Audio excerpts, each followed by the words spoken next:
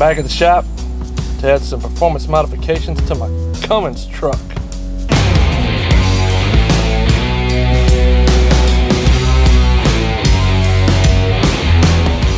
'06 Ram 2500 regular cab Thunder Road package. I don't know what that means, but it's got a power seat and some ghost tow mirrors, and that's good enough for me. And you might be asking yourself, who would want a regular cab pickup truck? Race truck. What's the first thing every race truck needs? Gauges. Gauges. If you drive a diesel truck, when do you need gauges? When you want to be cool. Or when you want to add performance modifications, such as a tuner, injectors, lots of nitrous, whatever. All right, so intake exhaust, not a big deal. That's really not gonna probably change any parameter in the engine that's gonna matter. But if you are gonna add a tuner or injectors, you're gonna be throwing more fuel, timing, boost at the engine. You're gonna be creating more heat, and you need to monitor more engine parameters.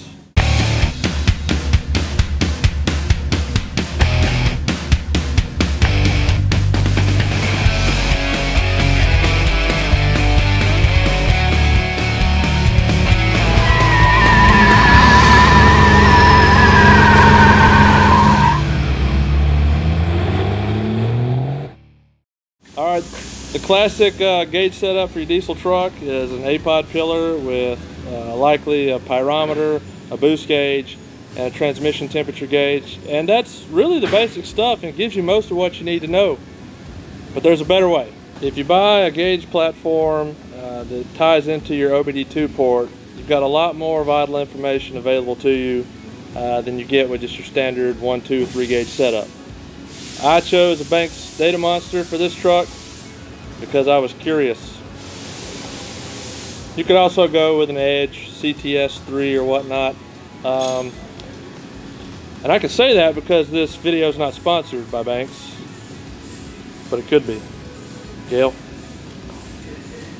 All right, for instrumentation and gauge selection, we've got everything that's available from our computer that we'll read out on here. One thing, this wasn't designed for an '06 truck, and the boost gauge in this truck, or the map sensor, maxes out at like 23 psi, and I know we can do better than that. So I picked up a boost sensor we're going to put in the intake horn. I picked up a pyrometer to go in our exhaust manifold to give us our EGTs.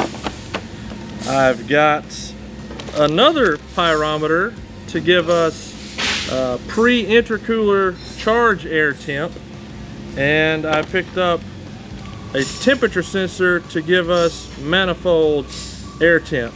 Now you might ask, why two different sensors?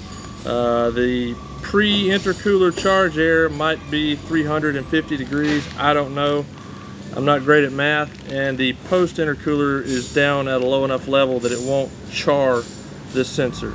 So probably the optimal sensors to have that you can't pull off the computer are going to be your EGT and your trans temp, and again the boost, which you do need an alternate sensor for.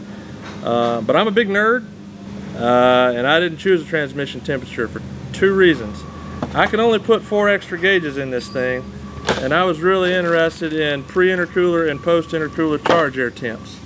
It doesn't really make much sense to have a transmission temperature gauge on a Dodge diesel truck, because it doesn't matter what temperature the transmission's at, it's gonna fail at any moment.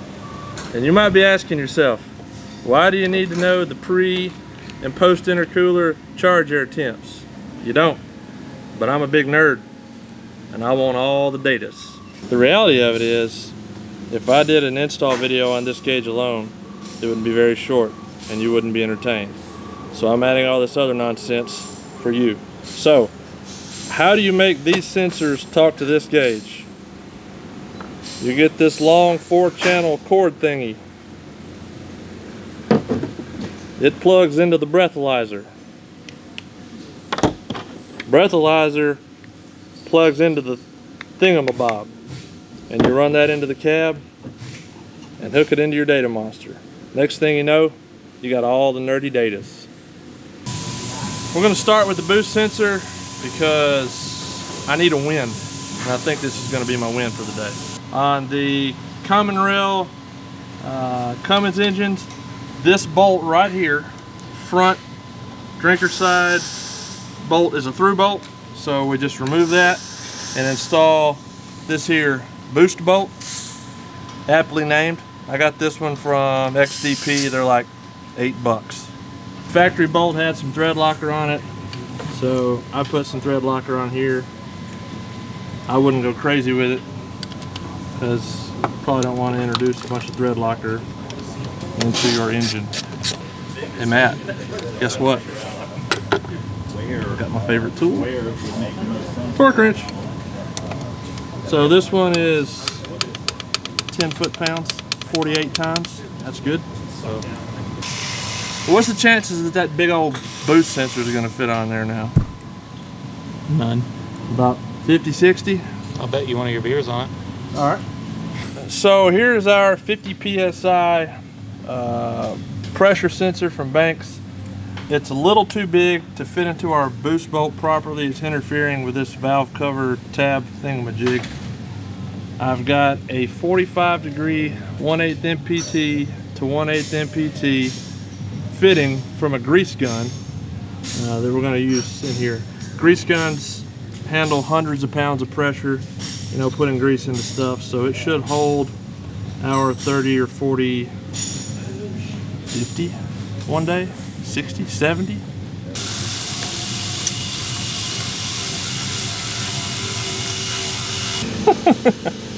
Look at that. This air horn's made in the USA. Fact 2. What are you gonna do with that? I'm going to drill and tap a 3/8 NPT hole for our manifold air temperature sensor. Something that a normal person wouldn't do. They would just probably get transmission temperature instead. I'm a nerd.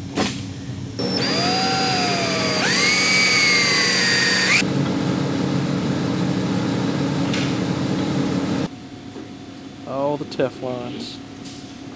You don't want.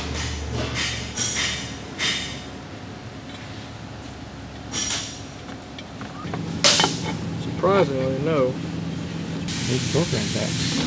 I didn't get a torque spec on this, and might not even be on the Uggy Duggy scale at all. Good enough. Yeah, I think that's it. We need to get our charge pipe that goes from our turbo compressor to our intercooler out. We're gonna drill a hole, weld a bung, and put our pre-intercooler temperature sensor in there. So first thing we need to do is get this air box out of the way. All you need? Yep.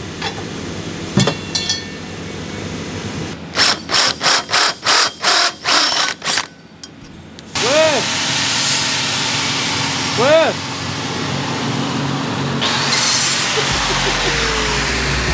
This is my bung hole. Ooh, I'm gonna get it. I want you to take this, stick it in my bung hole so that it'll never come out. Okay. Okay, all right.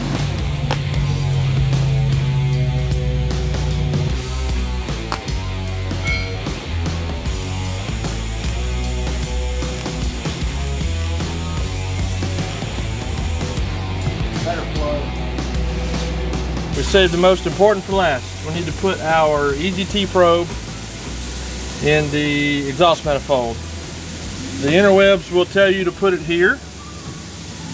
You can put it there if you want to.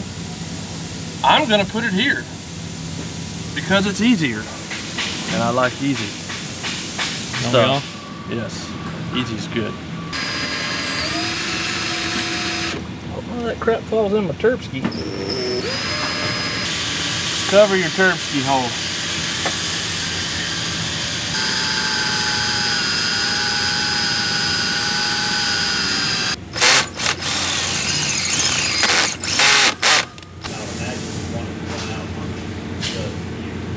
In case you guys are wondering how much material falls down in your exhaust manifold when you do this, Let's pull it out and see. Oh, and another reason I don't do it right above the turbo, because if you do it right here on the side, it all falls right down into the turbine.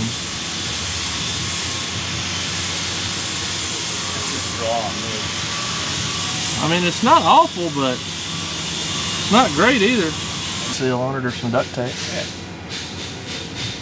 So we've got our hole for our EGT probe drilled and tapped. Take your time, don't break a bit, don't break a tap.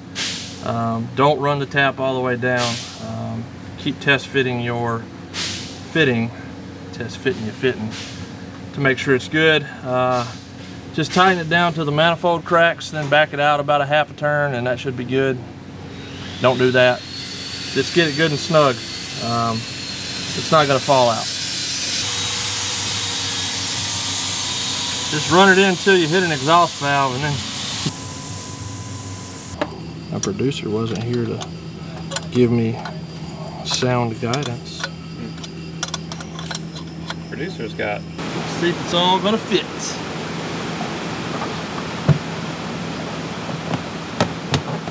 Goes together easy. We've got everything under the hood done.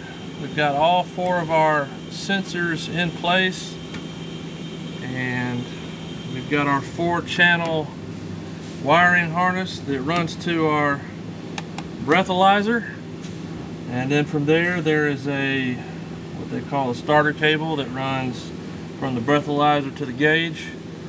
So we just need to tidy up a few wires in the cab and fire the gauge up.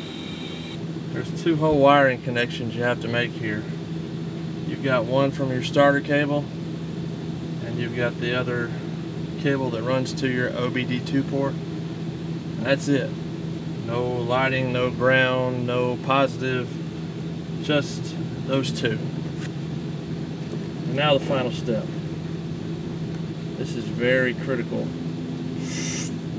Oh, yep. Suction cup. And we're done. Sort of. Still got to program it, but it's installed. It's a data monster. It's got all the datas. Let's go Banks modules. So now that we've finished installing our gauges, it's time to add some more power, baby. We're going to get that power from these 50 horsepower injectors from Full Force Diesel.